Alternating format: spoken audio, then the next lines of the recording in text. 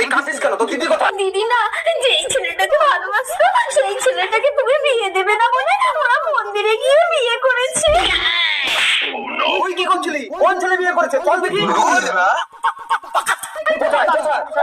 এই এই বাবা, কোন ছেলেটা? বলেছিলাম না আমি আপনার জামাই হব। আজকে আমার বড় মেয়েকে আমি অন্য ছেলেটাকে বিয়ে দিয়ে দেবো। কি করে জামাই গোসাতে দেবো? রুকো যারা। জান